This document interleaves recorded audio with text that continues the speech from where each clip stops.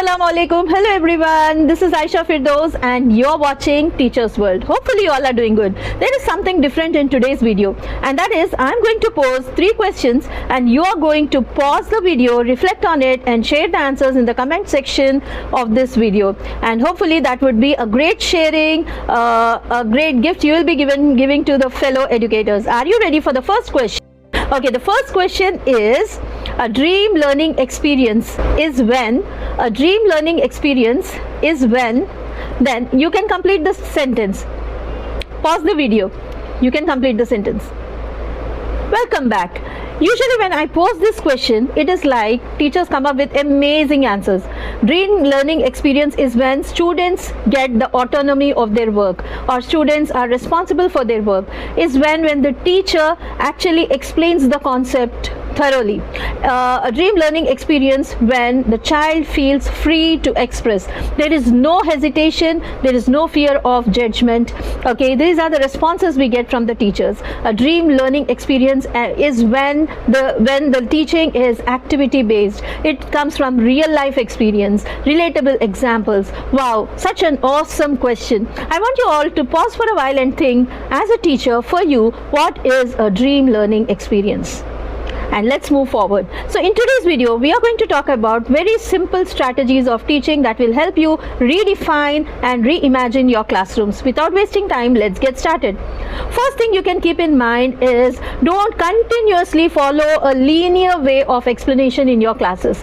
Okay, as you know, learning is not static, it is dynamic. Okay, you have to be coming up with some highs and lows in your teaching, whether it is voice or whether it is explanation or any activity.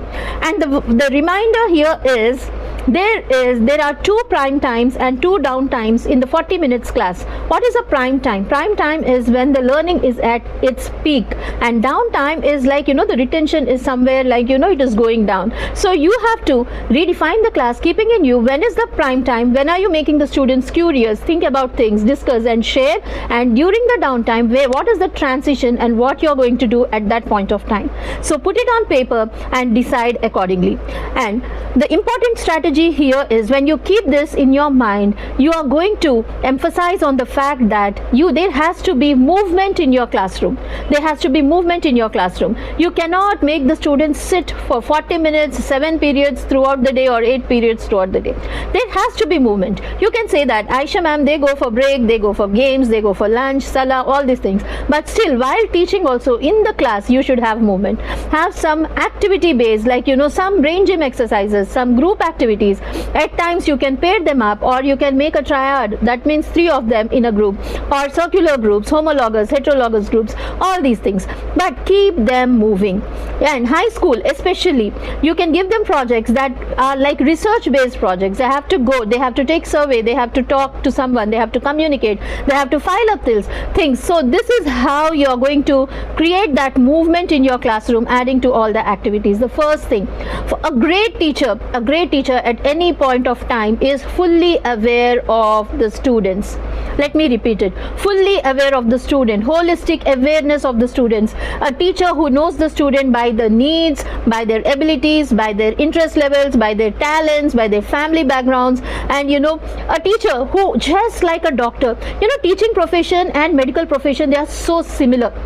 A doctor diagnoses the case, he knows the case properly, he knows what the patient needs, what is actually happening with him, and what is the root cause of any problem, and then gives the solution. Similarly, a teacher should know, why is there a need gap, why there is a learning gap, why is there an environmental or family background, there is a sort of disturbance, emotional gap.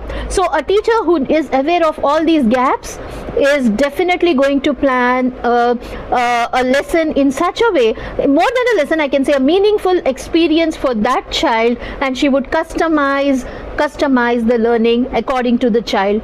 So a purposeful teacher always creates a meaningful learning experiences by capturing the teachable moments. Please write down what I am saying. You have to capture the teachable moments right from when the child enters the class till he leaves the school, on that particular day. Well, this is what the first thing, as I said, movement, and the second thing is knowing about the learners and creating experiences, customizing it, and this is the lesson you are learning. This is the lesson of all the famous applications. All the famous companies are famous today, or it is because of their service, and their service is customized. So personalized learning approach, personalized behavioral plan, all these things are going to work out.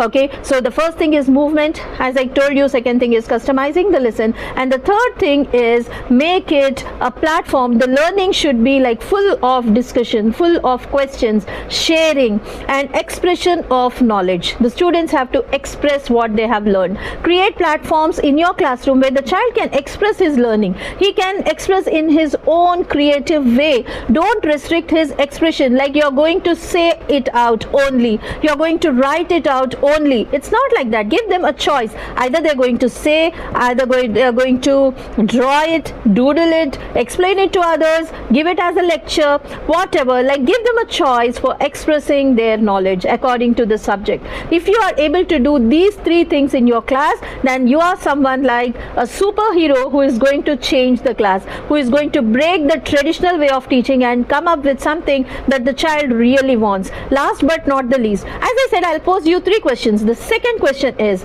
given a chance, what would you stop doing? What would you stop doing to make learning interesting and a meaningful experience for the student? What would you stop doing? Pause the video and answer. And definitely, again, I got amazing answers from n number of trainings I have taken till now.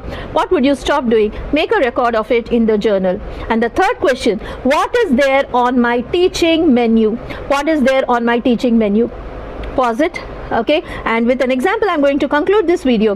That is, like, if you have two restaurants, and in one restaurant, type A restaurant, only one dish is served throughout the year, and in the type B restaurant you have choice, you have wide range of varieties, at the same time choice based on the need of the customer. Okay, if you are a sugar patient, then the food accordingly is served, and if someone is like, above age, okay, it's like old age people, like they'll get some soft food sort of thing. There's variety of choices offered. Which one do you prefer? Which one do you prefer? Definitely the second one. So this is how, then the question again comes back to you as a teacher. What is there on your teaching menu? Give a choice to the students to select the activity of their choice, their interest, so that they can explore and get the learning. Similarly, give them an opportunity to share their learning and express their learning. Jazakallah khair. I have covered some important strategies of teaching. Hopefully you will make a note of all the important points and get back to in the comment section. Thank you so much.